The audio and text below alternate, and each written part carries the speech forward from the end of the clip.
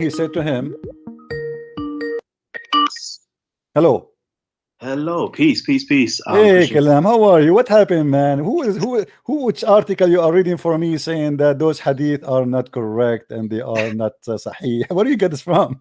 Now, this is actually one of my original research. I've heard this topic be mentioned. I've seen loads of great Christian apologetics, go ham and hard at this. And I said, okay, let me actually do my research because I'm a person. I'm not, Muslim. I'm not Christian. I I'm know, not I know, like but that. let us go. Let us cut the cake. Mhm. Where you got your reference that those hadith are not sahih? Okay, so I utilized the science of hadith. So if you My are, friend, no, don't give me the direct answer. Who is the scholar who said that those hadith are not sahih? okay, so I myself done the research No, myself, no. and You see, you yourself, you are a scholar. I'm asking you, my friend, who is the scholar who said that those hadith are not sahih? okay, let me finish. Okay, so I myself done the research, and my conclusion, my own personal My research. friend, you are not answering. I don't care for your conclusion. With my respect to you, I want the scholar, the Muslim scholar, who said that those hadith are not sahih. Okay, so the first person that actually makes mention of this is Imam Malik. Imam Imam, Malik says that the show me the hadith. It says that Imam Malik said that Aisha was not 6 years old. he does not make mention of that. He says that the narrations coming from Hisham ibn Urwa. My friend, who care about Hisham ibn Urwa? We have many narration. The narration is not coming from Hisham ibn Urwa anyway. The narration Okay, is coming from Aisha. Who said, what is Hisham ibn Urwa in the hadith? okay, so I'm sharing my screen. I'm actually on my channel right now as well, live streaming. So if I can just, share it with my audience. I don't know if you're able to, no, you won't be able to see my screen No at all. problem, my friend. But I'm gonna quickly- This hadith is mentioned by many people. It's not. You It's don't like, actually no, coming from it does. No, it does. And as you all right. see, the Muslim scholars agree. Huh? Okay, with all respect, Chris Prince, let me just finish speaking, right? All right. So we have, the hadith, there is 19 different places in the Sahih Sitta, in All the 6 great books of hadith collections, right? Out of the 19, 14 of them trace back to Hisham ibn Urwa, 2 of them traces back to Al-Amish, 2 of them trace back to Abu Ubaidah, and 1 of them traces back to Abu Salama ibn Abdul Rahman. Okay. So in seeing that, right, I've done my research on this, utilizing the science of hadith, and we've come to the conclusion that the 5 categories of what makes a hadith sahih, all right, which is, let me quickly tell you what the 5 categories are. It is to do with whether the narrations or the narrators, should I say, are reliable and of good memory. Let us cut this. Listen, do you see the screen? Do you see my screen? I don't at present. Give me a second. Let me go onto your channel and have a look. Christian Prince. Here we go. Okay. Does it say sahih? Give me 1 second. It's just an ad that's playing right now. Give me 1 second. Okay, skip ad, and here we go. It says sahih. Okay. So now what we will do? What would I do? No, what we will do if it says sahih. I mean, you see, you look like you do not know what Islam is about. When the Muslim, they say that there's narration of a person is not sahih, does not mean that hadith itself is not sahih. As an example, the one who recited the Quran himself, he was accused to be a fraud, corrupt, a thief, and a liar, and the same as his father. The Quran you read today is Quran of Hafs. I can show you right now. Actually, I did it in your program. Do you remember? Of course, of okay. course. So Hafs himself is rejected in the hadith, accepted in the Quran, correct? Correct. Okay. So why they accept the Quran? That's a good question. Okay. Very so good no. You see, the good question is here is no, we cannot take somebody says because Malik, he said this guy, the Muslim scholars, they have to agree that this hadith is rejected or accepted, and they agree that it is accepted. All Islamic fatwa, you can go and search right now, not even an Islamic center who have scholars agree that those hadith are not sahih. So my friend, don't let them fool you and say to you, oh, this guy, there is somebody said that he's a liar. All of them, they are liars. Who said that Al-Bukhari is not a liar?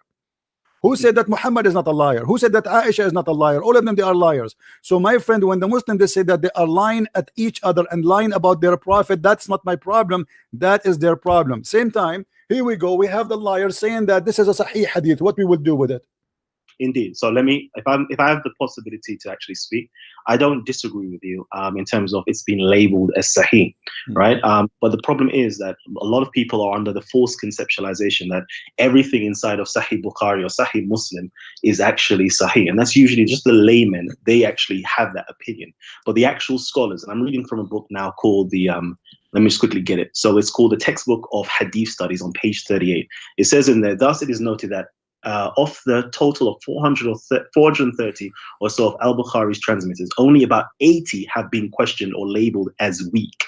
Whereas of the total of 620 narrators of Muslim, the critiques have raised questions over 100. Okay, my friend, let us get it short. Let's get it short. Hold on. Show me the scholar who say that this hadith is specifically in Sahih al-Bukhari is not accepted. Okay, so if I could just finish, it says here about 89 of al-Bukhari's hadith have been identified to have some defect, whereas in Muslim collections, such hadith have been numbered at 100. Okay, so over here we can see that we have at least 89. First of all, who is the one who numbered those 100? Who are they? Okay, so if we go inside of the book, there is the footnote which alerts us to exactly who these scholars actually are, who says these things. I'm just going to put it out there to get what book you are reading from? This is from a textbook of hadith studies. My friend, this is not a scholar book. This is a book about the hadith. Somebody coming in with his opinion saying, I say this.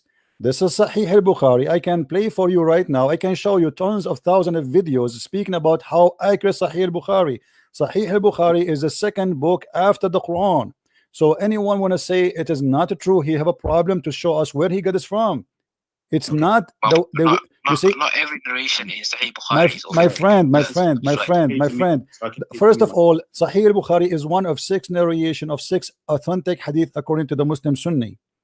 Secondly, yes, in your video you said that the one who says in the Quran marrying from young is Ibn Abbas, right? Who said that that's Ibn Abbas? All the scholars agree about this. Okay, can we just stick to one point? And yeah, we are, because we have to connect. You see, Quran, we give you Quran. Are you going to say the Quran is weak too? Okay, so what about the hadith? What about the hadith we just read that the guy, his name is Jabir, and Muhammad is asking him to go and marry a child? I'm with you, Christian Prince, but if we could just stick to one topic and move on from there, at least we can conclude without actually conflating issues. So, as we were speaking about earlier on, right? So we have in there, out the 19 different hadiths, 5 of them are coming from Hisham ibn Urwa, and we can open up right now onto Islam Web, and we can see what the actual scholars had to say. We can go and check it out to see what Matthew and Anas had to say. What Yaqub ibn Shayba my friend, had I to just say. show. I don't know how long you are with me. I just showed you what the Muslims' refutation to the lies for those who say she was 18 and she was not 16. It is the Muslims who refuting the Muslims, my friend. Okay, that's a separate argument. I haven't put forward an argument to say what age Aisha was. I'm simply putting forward the argument that the hadith is not reliable. It's a weak hadith that should not. Who said it's weak? Who is the one who said it's weak? My friend, my friend. When the Muslim scholars, they say that this is a Sahih hadith, and then you get somebody else saying to you this is a weak hadith. Who is the stupid here? Okay, so because somebody has gathered up a hadith, right, and said that they themselves have entitled their book, well, actually, they haven't even entitled their book as such, but let's just pretend that they've entitled their book Sahih. It doesn't mean that when somebody else comes along now and actually critiques their work, that everything in there is actually Sahih. It's kind of being very pomp to think to yourself that I am correct and everybody else must be wrong. Every human being is fallible. So therefore, this is not what the Muslims believe, my friend. This is not what the Muslims believe. This is not what the Muslims believe. Because if the Muslims believe in this, first of all, then they will not accept a book. It's called Sahih al-Bukhari or Sahih Muslim. Because who is Sahih al-Bukhari? To be able to be having a book, it's called Sahih. How a person can remember thousands of hadith unless he is a liar? This is impossible. Nobody can remember by word, by name, by details. It's impossible. And you should agree with me, right? Like if I tell you the names of a bunch of friends, and we sit together, and then you go and you remember the story, and you remember the names, and you remember every word I say, And we are talking about thousands and thousands of stories. That is impossible. There's no brain can handle it. Okay, so right? I just want to quickly just let you know as well, right? Because I know everybody's underneath the false conceptualization that this book, Sahih Bukhari, is Sahih, right? And to my knowledge, it wasn't actually even called Sahih Bukhari itself. It's other people that have given it the title Sahih, right? Originally, it was something called the Jamia, the collection of hadiths. Okay, why they give it? Why they give it this title? Those people, because they themselves believe that it was the most authentic book after the Quran, right? Okay. So they believe that it was the most authentic. Now, of course, human beings. Let me ask you, Kalaam. The website I just showed, those scholars in islamfatwa.com, etc. Why they are saying that those are absolutely Sahih hadith? Do you think that you have more knowledge than them about who is Sahih narration or he's not? I would say evidently. Do you think they are better than you, or you are better than them? I would say evidently. I prove based upon my research and my evidence that my conclusion proves to be true. So therefore, my results. So you are the one who don't speak Arabic. You know more than the scholars who speak Arabic, and they are Muslims. When it comes to this point itself, if I've done a research on this, what research? You did not do any research. What is research? Because my friend, you know, in order to refuse somebody hadith, you have to refuse all his hadith. So now, if we search for this name, is all his hadith is rejected, or only this is the hadith they don't want like it? No, it's the hadiths. Okay, according to Malik, yeah, which I should bring up I should really just bring this up real quickly, right? According to Malik, he says that you know, after he moved, you know, Hisham ibn Urwa moved to Iraq when he was around 71. We do not accept any of his hadiths. Okay, everything from that point on is weak. He was an old man. Hold on, guys. This guy, after he moved to Iraq, he became a liar. Before he go to Iraq, he was honest. Yes, and that's why nobody. And how you know that this hadith is written after he moved to Iraq? Because none of the Medinian scholars, none of the Medinian don't scholars. Tell me none of no. Tell me how they knew. If nobody even knows when Muhammad exist, no, there's no date, there's no years. Even the Muslims don't agree about the date of his birth as a year. How they knew? How they knew that when this guy he went to Iraq? I don't have any like disagreements with you on that, but I just want to keep to the topic. Right? So you see, wait. You see, you said something very important. We have to focus with it a little bit. Okay. So now, if we have a person is not approved, either he is a liar or he is not. He cannot be honest when he was here, and he is dishonest when he went there. That is not logical, and nobody will believe in this garbage. Okay. Imagine I say Kalaam is an honest person when he was in New York, but became a liar when he went to California. Who is going to believe in this? Okay, so I don't think, if I get 1 minute just to speak, okay, just 1 minute, that's all I'm asking you for. Okay? I don't think anybody calls him a liar. Nobody says he's kadhab in any of the so what he is. All they simply say, okay, let me just quickly read out what the scholars say. It's in Arabic and English. It says here, Yaqub ibn Shayba says, he, Hisham, is highly reliable. Okay, highly reliable. His narratives is acceptable, except what he narrated after moving to Iraq. Malik ibn Anas now says near enough the same thing. Okay, he now says, you know, he basically says the same thing, that he does different recitations. He narrates Ursal or Mursal hadiths basically on behalf of his father. Then you have Sahel ibn Abi Saleh, so that he's mingled and changed things up, and his memory, you know, decreased or went downhill in his old age. Then you have other people as well, you know, such as, who do we have here? We have the people of Iraq. Mama all say that, you know, he started to be confused when he started narrating in Iraq. So it's after a certain period of time he started narrating certain things which the earlier scholars or the people of Quraysh themselves never had any knowledge about. And that's why they say they rejected everything from him at the point of Iraq, because he was an old man that possibly went senile or possibly lost his memory and started confusing things. Therefore, you never see in the Muwatta of Ibn Malik, that's the only of the 7 books, right, that you don't see Aisha being 9 years of age. If you go into the fiqh of Abu Hanifa, they tell you that a child becomes an adult at the age of 18 years of age. This is according to Abu Hanifa. Let me ask you, have you ever heard of an imam? His name is Al-Hafiz? Sorry? Al-Hafiz, Al-Imam Al-Hafiz. No, I haven't. Okay. He confirmed that she was 6 years old, and even he confirmed that at the time of Khaybar she was at the age 7. What about I think it's 14 at Khaybar, they say, no, according to Ibn Hajar. Hold on. No, actually, they are saying to you that Khaybar was 7. Now they say that Aisha, she was at the attack of Khaybar, she was at the age of 14, and at that time she don't even have her period. Yes, and she was playing with dolls. All right, and she was playing with dolls. Okay, hold on. Yes. So now,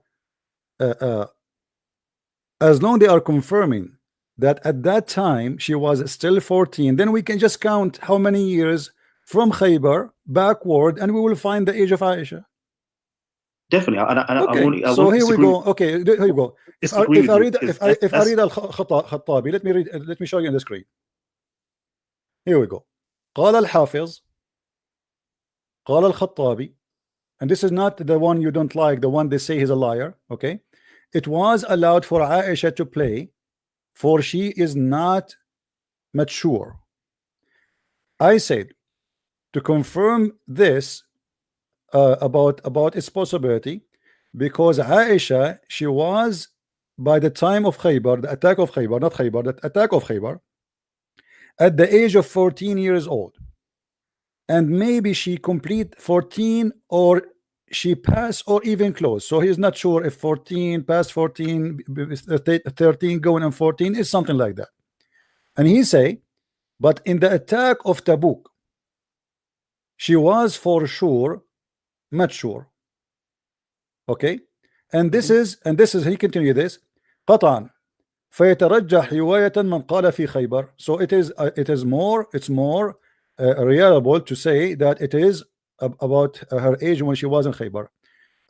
كانت سنة 7. Okay, so he is saying Khaybar was in the year of 7. Okay, so now if we go and we calculate the years, what that will make Aisha? Yeah. So again, Christian Prince, unfortunately, you know, I'm taking an academic approach. Looking, my friend, we are quoting for you reference from scholars. You know, I'm not going to scholars. No, the problem is you are quoting what Muslims they claim about a guy, and they themselves they say that this guy is very trustworthy when they want. When they want, they say he is not trustworthy, because everybody will laugh if you say Christian Prince, he is honest when he is in the kitchen, but he is not honest after he moved to the living room. There's nobody will accept such a garbage, my friend. This is not academic.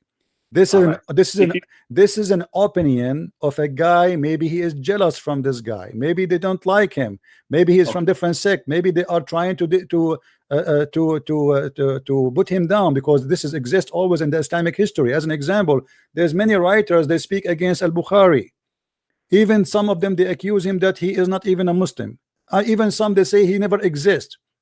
Even some they say how he can remember and he can memorize even when he was blind. So there's tons of his stories. Everybody come with his story. Now if we read together, my friend, the book. Okay, can I just get 2 minutes? Yeah. I just want 2 minutes. Okay, so 2 minutes. So you know, first of all, I just want to make this clear, right? In terms of tafsirs, in terms of commentaries from scholars and so forth, right? I'm not going to deny that they believe that Aisha was 9 years of age when the consummation took place. I'm not even going to deny that most Muslims, you know, no matter how perverse this idea is, right, actually believe and acknowledge that Aisha was 9 years of age when Muhammad consummated the marriage. They even go as far as to say that they believe that Aisha was 6 years old when the Prophet was having some type of sexual or dream with her about the angel and so forth. I'm not going to deny all those things. I'm going to say, yes, this is what it says, and this is what their commentary says about this, okay?